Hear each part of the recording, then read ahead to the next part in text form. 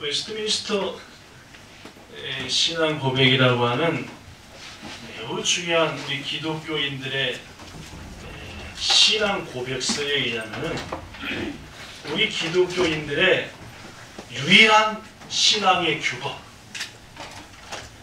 우리가 최종적으로 무슨 일을 결정하든지 그 최종적 결정 규칙으로 삼아야 될 것은 오직 한 가지인데 그것은 하나님의 말씀이다. 성경이라고 하는 것은 우리 기독교인들한테 있어서는 너무너무 중요한 하나님의 뜻이며 계시며 말씀이다 라는 것이. 성경은 둘로 나눠져 있는데 무엇과 뭘로 나눠졌지? 신약과 구약. 그걸로 얘기하면 뭐가 뭐? 구약과 성과 경이 아닙니다. 예. 성과 경이 아니라 구약과 신약으로 되어 있다. 여러분 성경이 총 몇 년에 걸쳐서 쓰여진지 아십니까? 네, 1600년. 물론입니다. 약 1600년 동안 약 30여 명의 기록자들로 써진. 그럼에도 놀라운 것은 1600년씩이나 걸쳐서 최고 먼저 써진 게 창세기, 최고 늦게 써진 게 요한계시록입니다. 창세기를 쓴 사람은 모세, 요한계시록을 쓴 사람은 요한입니다. 근데 이 1600년씩이나 떨어져 있는 시대의 인물들이 성경을 기록했는데 서로 보지도 않고 서로 만난 적도 없는데 놀랄 만큼 주제, 그 성경이 드러내고자 하는 진리가 딱 한 줄로 꿰진다라는 것은 야빨이 성경은 인간들이 쓴 게 아니라 하나님께서 인간들을 통해서 쓰게 하신 하나님의 말씀이구나 라는 것을 알게 됩니다. 더구나 성경은 구약이 총 몇 권이죠? 39권. 신약은 몇 권이고? 27권. 그래서 3 곱하기 9는 얼마나고요? 66. 그렇죠. 절대 우리 맨 처음에 제가 유치부 때 유치부 선생님이 3구는 27이야. 그게 뭔지 공부도 안 이해해야 되겠지. 알고 보니까 3 곱하기 9가 얼마예요? 60. 그리고 30곱하기 10하니까 얼마고? 66. 이야, 38권이었으면 어떡할 뻔했어요. 이 딱 39권에 또 신약이 28권이나 26권이면 3구 27 아니잖아요. 그죠? 네. 그 구구단을 바꿔야지. 3구 26이지. 그것도 안 되는가 그지? 근데 3구 27 딱. 구약에는 뭐가 써져 있냐면은 우리 성경의 독특한 것은 그 첫 시작이 우주 만물의 기원은 누구로부터다? 하나님의 뜻. 태초에 하나님이 천지를 창조한다. 이게 딱 시작입니다. 이게 놀라워요. 그죠? 우리의 모든 근원은 누구로부터 비롯됐다? 하나님이 만들었다라는 이게 성경의 시작입니다. 그리고 구약에는 우주 만물과 인간의 기원, 그리고 그 인간들이 뭐가 돼버린? 죄인 돼버린. 그 죄인된 인간들을 건지시겠다는 하나님의 계획. 그 하나님의 계획 속에서 인간을 건지기 위한 가장 핵심적인 분이 누구? 예수 그리스도. 그분이 어떻게 오신다라는 걸 쓴 게 구약입니다. 구약은 한 걸음 더 나가서 그 예수께서 어디에 태어나실 것이고 태어나셔서 어떤 삶을 사실 것이고 어떻게 죽을 것이다 라고까지는 것을 몇백 년 전부터 쫙 예언을 했어요. 그죠? 그게 무슨 성경입니까? 구약 성경. 더구나 예수의 삶에 대한 예언은 직접 선지자를 통해서 예언한 것도 있어요. 예를 들면 다윗의 시편 22편에 보면은 예수님이 당하실 고난의 내용들이 써져 있습니다. 여러분이 잘 아시는 이사야 53장에 보면 예수님이 당하실 고난의 의미가 써있어요. 의미. 고난의 내용은 시편 22편에 고난에 왜 예수가 오셔서 그렇게 고난을 당할 수밖에 없냐는 의미, 이유에 대해서는 이사야 53장 등등에 기록되어 있더라고요. 이게 구약입니다. 또한 직접 말씀이 아닌 예표를 통해서도 예수에 대해서 얘기했습니다. 구약은. 예를 들면은 이스라엘 백성들이 애굽에서 탈출할 때 10번째 재앙이 애굽에 있는 모든 첫 것들이 어떻게 돼요? 죽는 거. 안 죽을 유일한 방법이 있었죠. 뭐였어요? 어린 양을 잡아서 그 피를 문에다가 바르는 거예요. 쉽게 얘기해서. 그리고 그 문 안에 어떻게 있으면 돼? 있으면 돼요. 그러면은 죽음의 사자가 와서 다 첫 것을 죽일 때 어디는 안 가요? 거기는 넘어가요. 물론입니다. 어린 양의 피가 발라져 있는 그 집 안에는 안 들어간다는 말입니다. 호로 이 6월절 어린 양은 훗날 우리 위에 죽으실 누구의 피를 상징한다? 예수님의. 그래서 6월절 어린 양은 예수의 피의 역사를 미리 예언해 주. 그러면 뭐라 그래? 예표. 시작. 예표. 이런 예표는 성경에 많습니다. 제가 자주 얘기한 대로 이스라엘 백성이 광야에서 말 안 들어갖고 독뱀이 물렸잖아요. 물려서 곧 죽어가는데 하나님이 뭐라고 얘기했어요? 요것들이 안 죽을 방법이 하나 있다. 방법이 뭐예요? 노뱀을 쳐다. 노스로 뱀을 하나 만든 거라 그랬죠? 네. 뱀은 징그럽잖아요. 뱀을 하나 만들어가지고 장대에다가 딱 달아서 높이 둬서 누구든지 불뱀에 물려 죽어가는 자는 뭘 쳐다보면 산다? 저 노뱀을 쳐다보면, 여러분 뱀에 물렸는데 노뱀을 쳐다봐야 사겠어요? 빨리 해독제를 발라먹고 먹고 살라고 했어요. 우리 생각은 해독제. 말도 안 되는 거죠. 뭐라고 당연히 해독제를 먹고 약을 먹어야 산다는 게 우리의 생각이 아니겠습니까? 그러나 예수께서 말했어요. 과거 광야에서 뱀이 들린 것처럼 나도 들려야 된다. 그래야 너희가 뭐한다? 산다는 거예요. 즉 구약의 노뱀은 순전히 누구를 얘기하시고자? 예수님을 이야기하시고 십자가에 달리신 예수를 얘기하고자 하는 뭔 표할까? 예표했다는 말입니다. 희생 라합이 정탐꾼하고 뭘 했어요? 약속을 했잖아요. 여리고성이 무너질 때 우리 집을 살려주세요. 우리가 정탐꾼을 목숨 걸고 구해줬으니까. 그러니까 여리고성이 무너질 때에 어떻게 니네 집인 줄 알고 살리냐? 군대들이 수없이 많은데 그 약속을 했지. 뭐 했어요? 너희 집에다가 뭘 잡아내나? 무슨 줄? 붉은 줄. 붉으니까 뭔 생각이 나요? 예수님의 표. 물론입니다. 예수의 피가 생각이 안 나니까 그렇죠? 그래서 누구든지 붉은 줄이 맺어 있는 집의 사람들은 죽이면은 안 된다. 뭐가 똑같아요? 붉은 줄은 아까? 예수님의 표. 아까 6월절 뭐가 비슷하나요? 어린 양. 아까 어린 양이 뭐임? 피가 똑같잖아요. 그렇죠? 그렇죠? 6월절 어린 양의 피와 붉은 줄은 똑같은 의미입니다. 그렇죠? 그 안에 있는 것들은 뭐하라? 무조건 살려주라. 이런 것은 무슨 표? 예표라고 한다. 즉 구약은 이렇듯 예수 그리스도께서 오실 것과 그분이 하실 의미 등등을 미리 말씀해 준다. 그러면 신학은 뭐겠어요? 그 예언된 예수가 약속대로 오셨다. 이게 신약입니다. 그죠? 그래서 약속대로 오신 예수에 대해서 그의 삶을 기록한 것이 사복음서. 그분이 삶을 마치시고 올라간 것부터 시작해서 성령이 약속대로 오신 것이 사도행전. 그리고 그 예수 그리스도께서 이 땅에 오셔서 죽으신 것이 어떤 의미가 있냐? 그 의미를 말하는 것이 로마서부터 쭉 요한계시록 전까지. 그리고 요한계시록은 다시 오실 예수. 이게 성경. 바로 성경은 창세기부터 계시록까지 일목요연. 한 가지 예수 그리스도를 통한 우리의 구원. 이걸 중심으로 딱 엮어져 있다는 말이에요. 몇 년 동안 기록된 게? 1600년. 약 30명의 사람을 통해 기록된 게 꼭 모여서 회의에서 쓴 것처럼 그렇게 탁탁 맞아떨어진다. 바로 우리는 성경을 인간이 쓴 것이 아니라 하나님께서 인간들을 통해 쓰게 하신 것이다 라고 믿고 성경을 유일무이한 기독교인들의 책임이요 진리다 라고 믿는다. 퀴즈. 성경이 66권인데 그 중에서 가장 많은 권수를 기록한 사람은 누구게요? 맞았습니다. 바울입니다. 바울이다. 사도 바울이 66개 중에 몇 개를 썼기에? 13 혹은 14입니다. 히브리서를 바울이 썼다는 사람도 있고 요거 아무리 봐도 문체를 볼 때 바울이 안 쓴 거다 하는 사람이 있어. 히브리서를 넣으면 몇 개? 14개. 히브리서 빼면 몇 개? 13개. 자, 바울이 쓴 거 읽어볼까요? 하나, 처음부터 시작!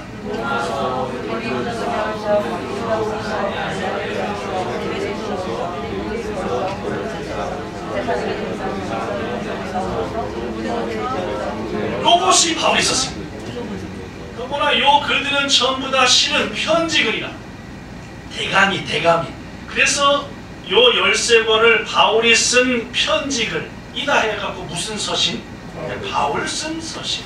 아까도 얘기했다시피 바울 서신이 중요한 것은 예수께서 세상에 오신 이유는 물론 예수께서 하신 모든 행적에 대한 의미를 설명했어요. 예수가 물을 마신 거, 성찬식을 행한 거, 십자가에 달린 거 등의 의미, 이게 이런 뜻이라는 걸 설명한 게 뭐예요? 바울 서신. 그러니까 중요해요. 여러분, 우리가 뭔 일을 하든 간에 거긴 의미가 있잖아요. 뜻이 있는 거예요. 그냥 하는 게 아닙니다. 뭘 하더라도 뜻이 있고 의미가 있는데 이러한 의미가 이런 것이다라고 설명한 게 무슨 서신? 바울 서신이니까 예수님이 하신 여러 가지 것들에 대한 의미를 뭘 통해서밖에 몰라요? 바울 서신을 통해서 안다는 거예요. 그러니까 바울 서신이 상당히 중요합니다. 더구나 바울 서신의 중요성은 그렇게 구원받은 우리들이 어떻게 교회생활, 신앙생활을 하느냐, 신앙생활의 방법, 규칙, 룰, 이걸 또 누가 알려줘요? 바울이라는 것이죠. 그러니까 이 바울 서신이라고 하는 것은 무지막지하게 중요해요. 이걸 누가 썼다? 바울이 썼다. 그러니까 이 바울은 성경 역사에 있어서 엄청나게 중요한 공헌을 한 사람입니다. 여생 66권 중에서 13권씩이나 썼고 그 중에서 예수님이 하신 모든 일에 대해서 의미를 설명해줘서 아하, 예수가 그런 것은 그런 뜻이었구나 깨우쳐 주니까 우리한테 바로 바울 신학이라고 하는 것은 엄청나게 중요해요. 그래서 오늘날 수많은 학자들이 바울 신학 연구에 온통 열정을 기울이고 바울을 배우면 배울수록 목회자들과 신학자들이 세상에 예수님 빼고 바울만치 훌륭한 사람 없다고. 얼마나 깊고 오묘한지. 얕은 종교개혁을 일으키고 나라를 확 뒤집어버린 바른 길로 사람 치고 바울 서신 읽지 않고 번역한 사람이 없습니다. 루터도 마찬가지고 칼빈도 마찬가지고 전부 다 바울 서신 읽고 확 갈아섰어요. 그런 면에서 바울은 성경 역사에 엄청난 공헌을 합니다. 그런데 이 바울이 성경에만 공헌한 게 아닙니다. 여러분, 바울 하면 딱 뭐가 떠올라요? 바울 하면 떠올리는 걸 한번 얘기해봐요. 바울. 바울하면 뭐가 떠오르나?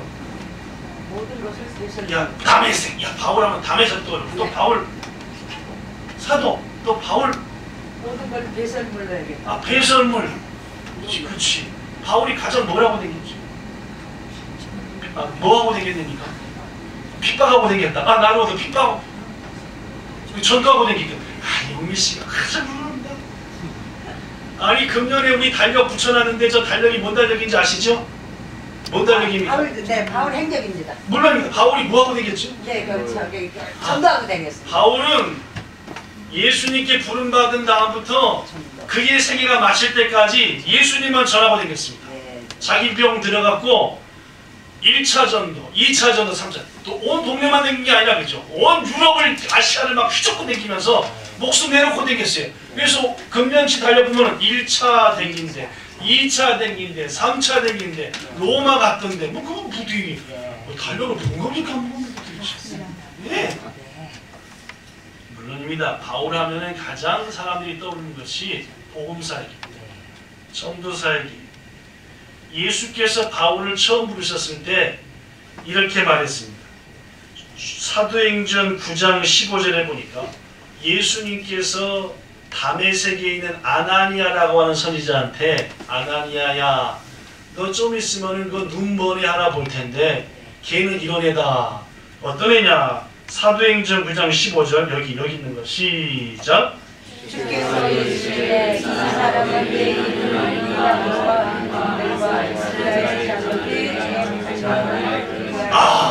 예수님이 택한 나의 그릇이라는 사람은 바울만은 없습니다. 얼마나 그가 복음을 위해서 귀중하게 쓰임받을지 예수께서 아나니아라고 하는 선지자한테 바울 걔는 실은 내가 온 세상에 복음을 전하기 위해서 특별히 택한 나의 뭐이다? 그릇이다 라고 했다. 그렇습니다. 이 바울의 두 번째 공헌은 뭐이냐? 첫 번째는 너무너무 귀한 먼 서신을 썼고 두 번째는 예수께서 십자가의 죽음으로 열어놓으신 구원의 문에다가 사람들을 확 그냥 몰아가지고 집어넣은 사람이 누구예요? 바울. 뭘 통해서? 전도. 그래서 바울은 그의 생애 모두를 예수께 부름받은 다음부터 예수 그리스도의 사랑과 십자가의 의미를 전하라고 온 곳을 몹쓸어가 되겠어요. 이 사실을 바울 자신도 알았어요. 그래서 바울이 이렇게 얘기했어요. 사도행전 20장 24절에 자, 읽어볼까요? 바울이 시작. 나의 달려갈 길과 주 예수께 받은 사명 곧 하나님의 은혜의 복음을 증언한 일을 마치려 하면은 내 생명조차 조금 더 귀한 것으로 여기지 않게 하느니라. 바울은 시카내봤습니다. 자기가 목숨을 걸고 해야 할 일이 뭔지 복음 전파인지만 그렇습니다. 바울은 이 두 가지 면에서 기독교 역사상 엄청난 일을 했습니다. 복음이 온 세계로 흩어지게 된 것은 역시 바울의 가장 큰 공헌입니다. 아시아와 유럽의 수많은 사람들이 예수를 믿게 된 것도 이 바울의 공헌 절대 뺄 수 없습니다. 그런데 그 바울이 이제 죽음이 다 와가지고 자기의 사랑하는 제자 디모데한테 편지를 써요. 그게 뭐예요? 디모데 전서 후서. 이 디모데 전서는 바울의 생애 말기에 써졌습니다. 바울이 예수님께 부름받을 당시가 AD 34년경이에요. 그러니까 지금부터 1980년 전입니다. 1980년 전에 바울이 예수님한테 부름받았어요. 그리고 바울이 죽기 직전 디모데전서를 쓸 때가 예수께 부름받은 다음에 최소한 30년 지났어요. 아시겠지? 그죠? 그러니까 디모데전서를 쓴 것은 이 복음 전파하기 시작한 지 30년쯤 지났어요. 자기 생애가 끝나갈 때. 그때에 바울은 자기의 제자인 디모데한테 속마음을 털어놨어요. 중요한 속마음을 털어놨어요. 죽을 날이 다 돼서 속마음을 털어놨다는 것은 그 마음을 평생 뭐하고 있었다는 얘기예요? 간직하고 있어요. 물론입니다. 간직하고 있었다는 얘기예요. 아무한테도 얘기 안 했는데 그 얘기를 지금 누구한테? 디모데. 살아가는 제자인 디모데한테 얘기해요. 여러분 한번 묻겠습니다. 바울이 30년 넘도록 복음 전도자로 살았는데 스트레스가 있었겠다? 전혀 없었겠다? 있었겠다. 열이 가끔씩 받았겠다? 한 개도 안 받고 30년에 라꾸라꾸라꾸 했겠다? 받았겠다. 받았겠다. 도저히 받았겠죠. 인간이니까. 저는 바울이 아무리 바울을 연구해봐도 분명한 것은 그런 스트레스 많이 받았습니다. 때로는 승질도 들어가지고 해버리고 온유하기도 했지만 여러 면에서는 하여튼 상당히 깐깐한 사람이었어요. 그래서 바울이 가진 스트레스를 곰곰이 생각해보니까 최소한 두 가지. 첫째 스트레스가 뭐냐? 따라하십시오. 자신이 과거에 행했던 악행들. 시작. 자신이 과거에 행했던 악행들. 요게 스트레스.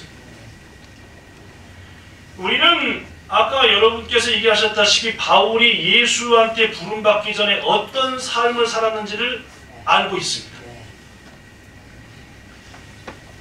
성경은 바울이 예수를 통해 부름받기 전에 예수를 믿는 자를 오히려 엄청나게 핍박하는 못된 놈이다 라고 말하고 있습니다. 아까 예수님이 다메섹의 아나니아라고 하는 선지자한테 바울은 복음을 위하여 택한 나의 뭐라고 그랬어요? 그릇이다 라고 했잖아요. 그죠? 누구한테? 아나니아한테. 그랬더니 아나니아가 예수님한테 뭐라고 얘기한지 압니까?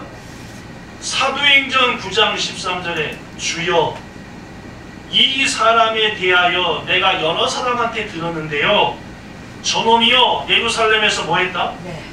주의 성도들한테 뭘 했다? 아니 여기 써졌어 안 써졌어? 써졌구만요. 그죠? 뭐 했다? 적지 않은 해를 끼쳤다는 무슨 해를 끼쳤다는 말이 결국은? 그런 말이죠.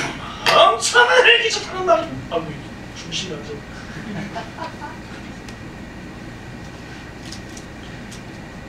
아나니아한테 예수님이 택한 그릇이 되는데 아나니아는 반기를 드는 거라.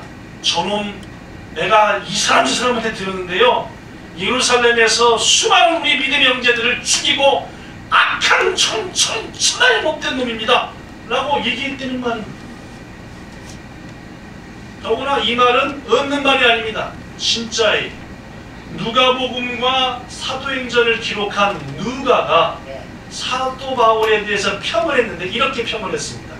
사도행전 9장 1절, 2절 사울이 즉 바울이 예수의 제자들에 대하여 여전히 뭐와 뭐가 등등했다?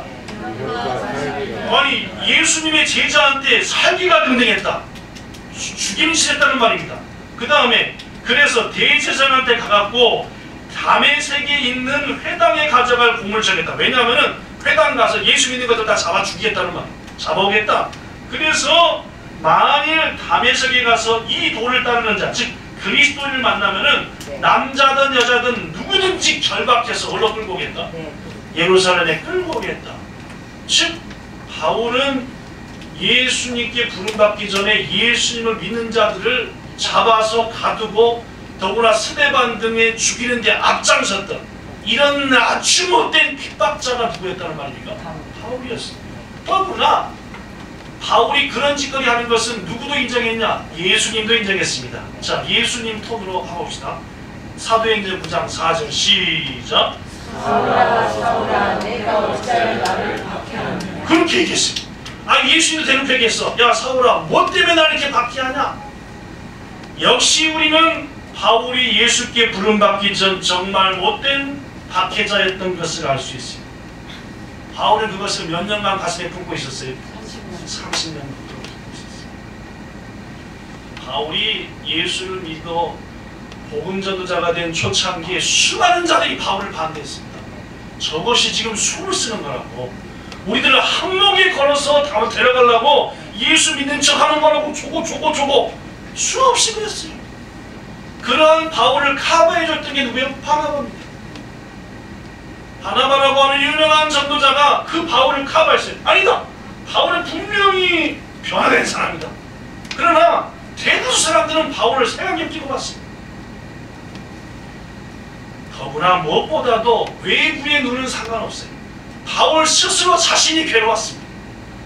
예수님을 증거하고 댕기다 보니까 과거에 예수를 믿는 자들을 잡아 죽이고 빠지면 얼마나 후회가 되지. 생각할 때마다 그게 뭐가 돼요? 스트레스가 돼요. 고통스러워. 너무너무 괴로워. 내가 왜 그런 짓을 했던고 하면서 후회가. 고로 죽기 직전에 바울은 자신의 제자인 디모데한테 이렇게 얘기하는 거예요. 본문 12절 나를 능하게 하신 예수께 내가 감사하는 것입니다. 나에게 뭘 맡겨줬다? 직분을 맡겨줬다. 그러나 실은 나는 과거에 어떤 자였다? 비방자요, 박해자요, 혹행자요. 15절에 보니까 나는 죄인 중에 뭐였다? 괴수였다는 말이에요. 사랑하는 디모데야, 내가 인생을 맞춰감에 있어서 세 가지 감사할 게 있다. 디모데는 디모데전서에서 세 가지 감사를 썼어요. 나머지 두 개는 여러분이 알아보세요. 찾아보세요. 거의 얘기 안 할 거야. 그 첫 번째 감사가 내가 얼마나 못되고 악하고 예수를 방해하고 핍박하고 예수 믿는 것만 보면 조롱하고 배를 못해냈는데 그런 나에게 예수께서 어느 날 갑자기 부르시더니 뭘 주시더라? 사랑을 주시더라. 내가 얼마나 부끄러운지 아느냐 30년. 내가 나 자신을 볼 때마다 얼마나 창피했는지 알아. 오직 나한테 나오는 것은 뭐밖에 없더라? 감사밖에 없더라. 오늘 2013년도 일꾼으로 임명받을 귀하신 여러분, 여러분이나 저나 바울이나 거의 뭐예요? 그 수준입니다. 목사로 되기 도저히 될 수 없는 사람이에요. 집사님이나 권찰로 하나님에게 일꾼으로 세움받을 수 없는, 지금도 해결할 거 못해가지고 끊을 거 못 끊고 나 자신을 보면은 창피스럽고 부끄럽고 예수께서 날 지켜보신다면 이놈은 칭뿐이 아니라 아예 주일날에 앉아서 드리는 것도 망신스럽고 창피스럽지만은 우리 하나님께서는 최고 고집불통이고 못돼먹은 죄인에게도 회개의 은혜를 베푸시고 그에게 사명을 맡기시는 분이시라는 말입니다. 이것을 바울은 깨우친 거예요. 지옥불에 당장에 떨어질 수밖에 없는 배틀 없는 그들을 오히려 하나님은 귀력에 있어서 사명 맡겨요. 세상은 어떻게 해요? 난리 나요. 무슨 뭐 박근혜 씨가 가방을 매일 받고 다닌다. 네. 지난 3년인가 4년 동안 받고 입은 옷이 뭐 몇백 번이 된다. 아니 무슨 대통령 선거하는데 옷 받고 입은 게 뭔 상관이 되겠대. 옷 받고 입었다 그러면 또 저는 어느 편도 아닙니다. 그죠? 또 엊그저께 목사님들한테 메일이 왔어. 뭔 메일인지 압니까? 박근혜 씨가 신천지하고 깊이 연관돼 있으니까 기독교인들은 박근혜를 찍으면 벼락 맞는다고. 박근혜 씨의 무슨 핵심 참모 중에 하나가 네. 그 신천지가 하는 집회 가가지고 네. 이만희 신천지 총 대표가 이만이거든.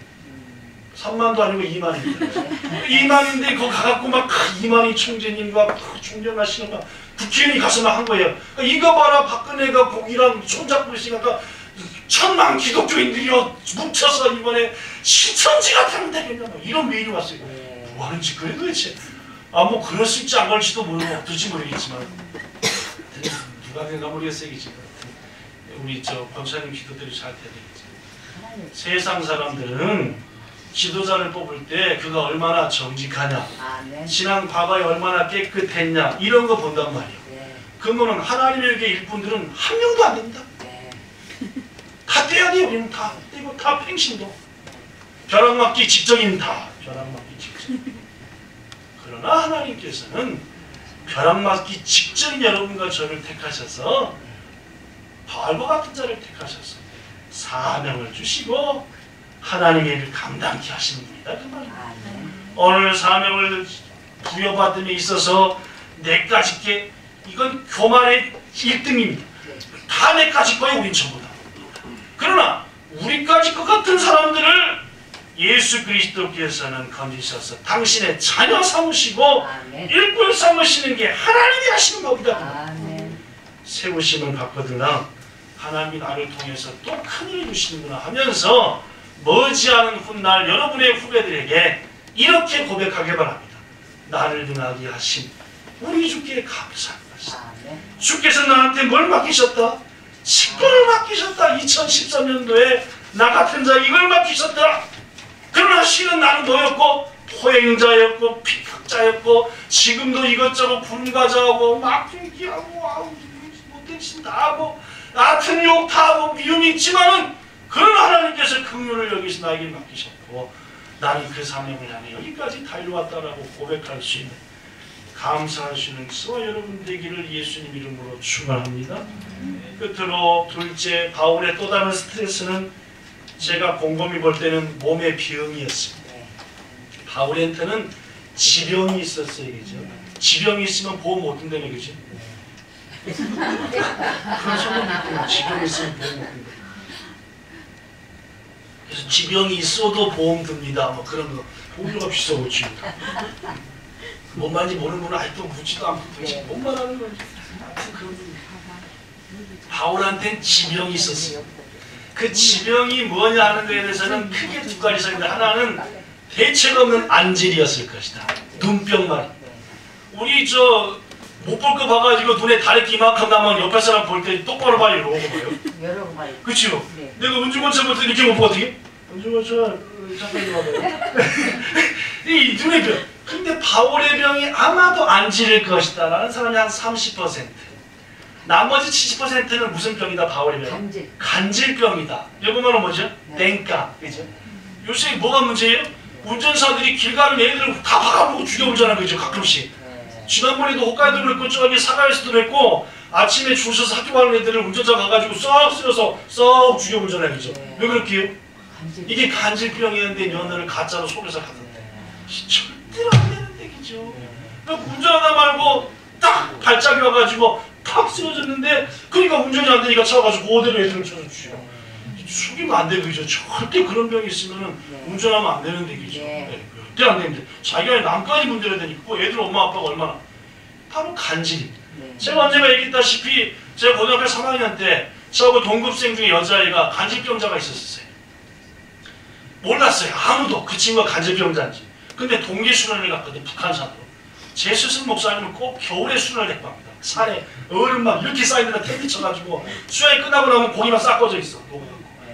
안에 나눠 테니까 그죠. 여기 가는데 첫째 날 밤에 갑자기 그 여자친구가 퐁 쓰러져요. 퐁.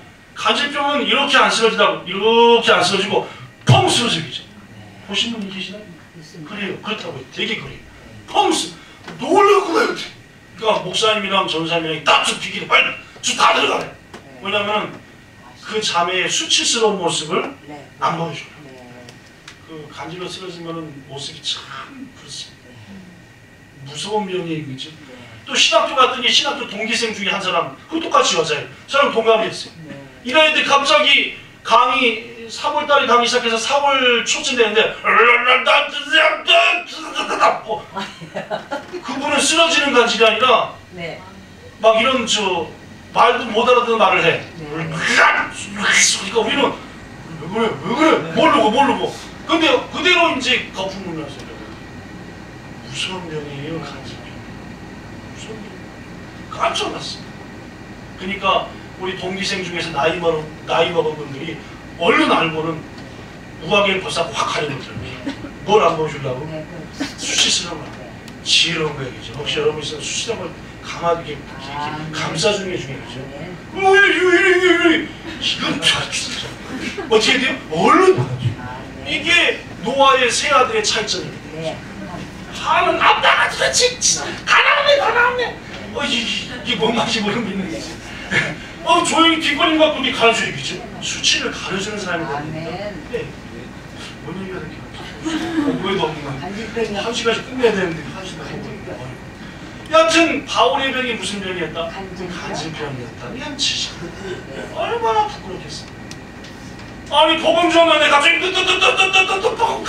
거품 불었다 예를 들어서 이건 복음이 어떻게 되겠어요? 패려버리죠. 그래서 바울이 목숨을 걸고 몇 번을 기도했습니까? 3번을 기도했습니다. 하나님 뭐라 그랬어요? 네 은혜가 네한테 뭐하다? 족하다. 내 은혜가 네한테 줄게 그런 뜻이다. 성들 아마도 바울은 자신의 생애 속에서 엄청난 스트레스가 있을 것입니다. 내가 뭘 위해서 일하는데 지금? 복음을 위해서 일하는데 주께서 이것조차도 뭐 안 주신다? 안 고쳐준다? 상당히 열받는구나. 이런 마음이 들어요 안 들어요? 들어요. 여러분 우리 기독교 중에는 도둑놈 식구가 있습니다. 내가 죽을 위하면 주님께서 내 모든 것을 뭐 해주길 바래? 죽이시길 바라요. 책임져 주길 바라지 그렇죠? 내 사업이 잘 손님이 안 들어오네. 그럼 오늘 주여 하루 종일 봉사하면 내가 뭘 기대해? 네, 손님을 기대해. 문 열자마자부터 쭉쫙 서가지고 그걸 뭐예요? 기대잖아요. 그건 무슨 식구라 그래요? 도둑 식구라고. 우리가 주께 받은 게 얼마인데 목숨 그걸로 감사해서 봉사하는 거지. 봉사 이만큼 해놓고 뭘 기대해요? 한몫을 기대해. 한몫을. 한몫은 양심이 있지. 아니 세몫을 기대해. 여기야 여기다 이만큼 하나 여기다 이만큼 하나. 여러분 우리나라 대통령들이 왜 임기 중에 탄핵을 받고 끝나면은 다 이러고 갑니까? 내가 대통령직을 이만큼 헌신했으니까 내 사사로리도 이만큼 정도 챙겨도 뭐 했나?